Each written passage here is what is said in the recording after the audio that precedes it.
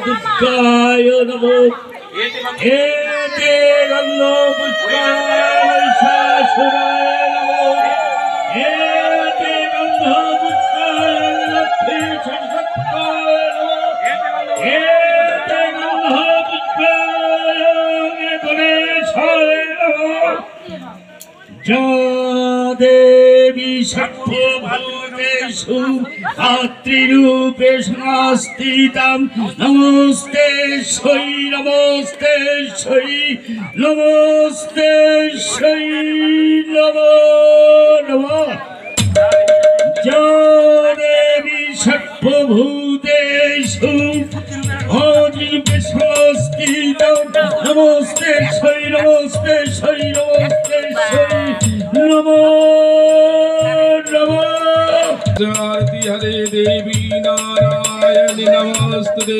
सर्वमंगले मंगल्ये शिवे सर्वार्थ साधिके शरण्ये त्र्यंबके गौरी नारायणी नमोस्तुते त्वं स्वाहा त्वं सदा त्वं हि वषट्कारः शरात्मिका शोधातमक्षरे नित्ये त्रिधामात्रात्मिका स्थिरा अर्धामात्र स्थिता नित्या ज्ञानचर्या विशेषता तमेव सत्यं सावित्री त्वं देवी जननी परा त्वयैव धर्यते सर्वं त्वयि तत्सृज्यते जगत् त्वयि तद्वल्यते देवी तमदशन्ति च सर्वदा ये सृष्टौ सृष्टिरूपात्तं स्थितिरूप च पालने तथा संहृतिरूपं ते जगतोऽस्य जगन्मये महाविद्या महामाया महामेध महास्मृति महामोह च भावती महादेवी महाश्री प्रकृतिस्तञ्च सर्वस्य गुणत्रय विभाविनी कालरात्रिर्महारात्रि मोहरात्रिष्टकारुणा त्वां श्रीस्तमेश्वरी स्ताङ्घ्रिस्तां बुद्धिर्बोधलक्षणा लज्जा पुष्टिर्भातुष्टि त्वं शान्ति शान्तिरेव च खड्गिनी शूलिनी धरा गदिनी चक्रिणी तथा शङ्खिनी च विनिवाण भूषण्णी मृगायुधा सौम्या सौम्यतरा शेषो सौम्ये फस्तति सुन्दरी परा परलग परमा तमी परमेश्वरीं यच्च किञ्चित् कचित् वस्तु सदसर्वखिलात्मिके तस्व सर्वस्वीया शक्ति सत्तं किंस्त्वसेतरा जयातया जगत सृष्टः जगत पातत्तिजो जगत सोऽपि निद्रवसननीत हस्तगस्तोत्महेव ईश्वरो विष्णु शरीरग्रहणम् ईशानम् एव च कारितस्ते चतुतस्तं सत्तं शक्तिमान् भवेत् शातमित्तं प्रभावै शरीरुदारैर्देवी संस्थिता दहैतो दुराधर्ष वसूरमधुकैतभौ दिहातो प्रभोदष्ट जगत् स्वामी नीयुतामच्चितलोभो बोधष्ट प्रियतामश्च अन्तुमीतु महाशुरो स्नान করে নিয়ে আয় তাড়াতাড়ি পাঠা ছান করে নিয়ে আয় ভজা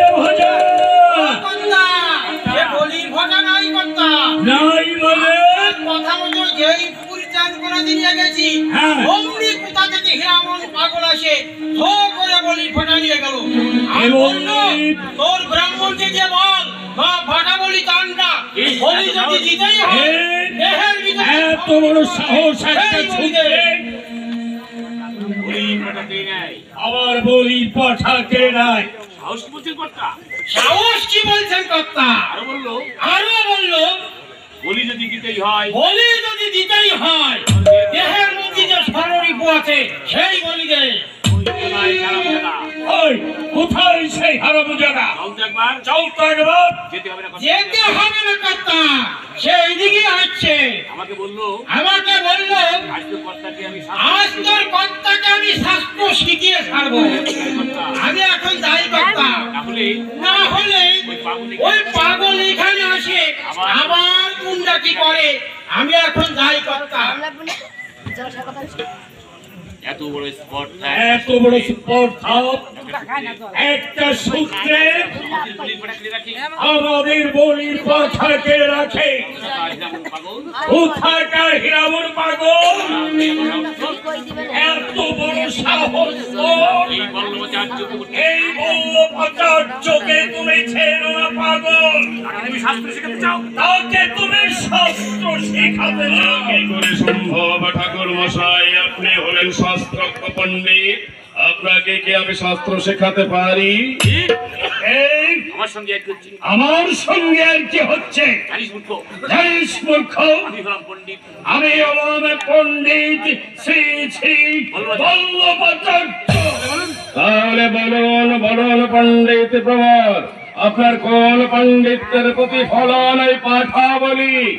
একটা নিরীহ পশুকে হত্যা করে কি মায়ের পূজা করা যায় না?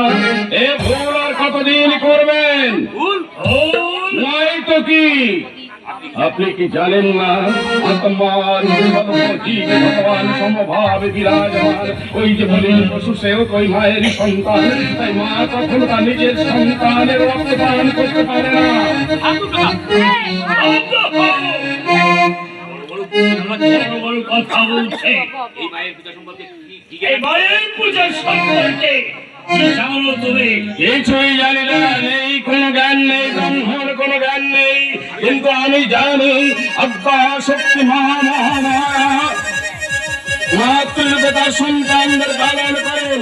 ওই বলির কথা সেও তো মায়েরই সন্তান, তাই ওই ছাদ বলি মা কখনো গ্রহণ করতে পারে না। সূত্রের মুখে শাস্ত্র কথা অতি ব্যভিচার। ব্যভিচার? ব্যভিচার। বলুন ব্রাহ্মণ, আপনার পূজায় জেগেছে কি ওই ত্রিনয়নী দশভুজ জগন্মাতা? যদি জেগে থাকেন তাহলে ওই মাকে দিয়ে বলান যে আমি ওই নিরীহ ছাদ শিশুর রক্ত চাই।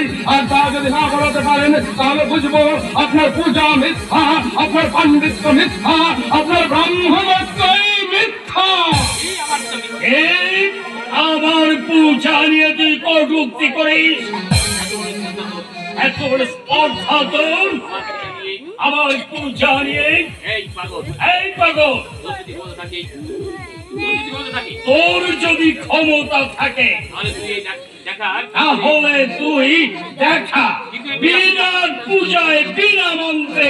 ব্রাহ্মণ বিনা পূজায় বিনা মন্ত্রে শুধুমাত্র হৃদয়ের ভক্তির জোরে ওই মৃন্ময় মূর্তির মাঝে জেগে উঠবে আমার দশভুজ জগন্মাতা। তাই তো যখন ওই পথ দিয়ে আমি আপন খেয়ালে যাচ্ছিলাম তখন আমার এই মা আমাকে ডাক দিয়ে বলবে, ওরে ওরে আমার অবগ সন্তান, ওরে আমার পাগল সন্তান, একটিবার তুই আমার কাছে আয়, আমার বুকের অমৃত মধুর বিজুল ধারা এসে পান করে তুই আমাকে পান করে ধন্য করে যা।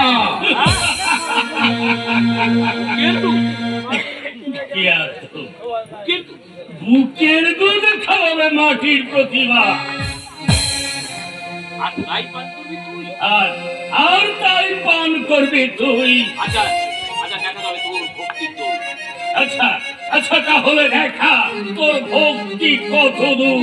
ভক্তি করে ডাকলে মা কি কখনো সাড়া না দিয়ে পারে? ব্রাহ্মণ পারে না। তাই তো আমার প্রভু শ্রীকাজ রামচন্দ্রের পূজার সময় নীল পদ্ম হাতে নিয়ে আবির্ভূত হয়েছিলেন আমার দশভুজা মাতা। অত কথার দরকার নেই, দেখা তোর শক্তি। শক্তি দাও হে শক্তি দাত্রী, একবার তুমি জেগে ওঠো মা। দেখুক এই ব্রাহ্মণ, দেখুক এই জগৎবাসী যে তুমি সন্তান বৎসল মা। পাগলামির জায়গা পাওনি। মাটির প্রতিবাদ দুধ পান করবে আর তাকে জাগাবে অপদার্থ। মা গো, ও মা, এখনো কি কেঁপে উঠবে না তোর এই সন্তান বৎসল হৃদয়? কই মা, কোথা মা? জ্ঞানের মা, মধ্যাহ্নের সূর্য সম দীপ্ত নয়নে হাত ছানি দিয়ে একবার তুমি জেগে ওঠো মা।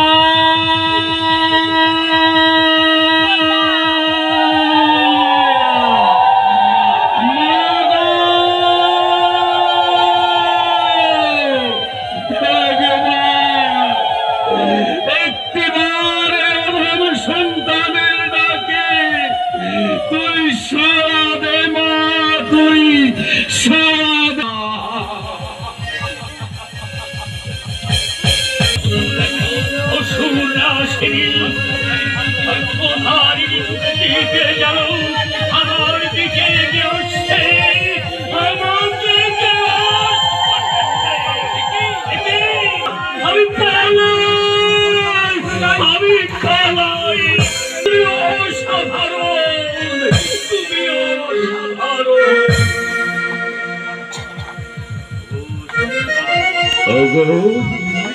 ওগো সন্তান বৎসলা মা,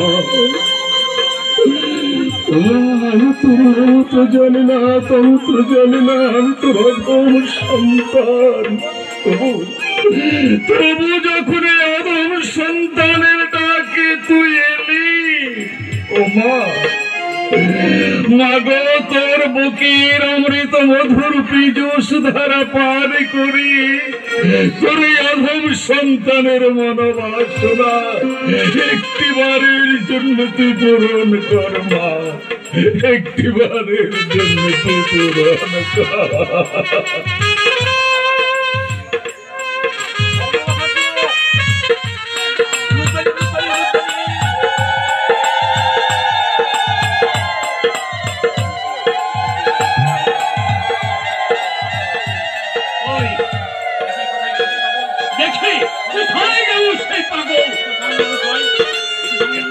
একটু সামান্য মানুষ নয়, ওই তো মায়ের তুলে দেখতে পাচ্ছি।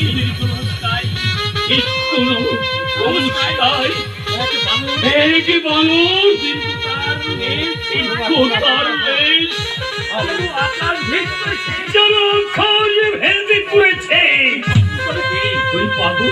ওই পাগল তবে কে? রাম ভক্ত হনুমান।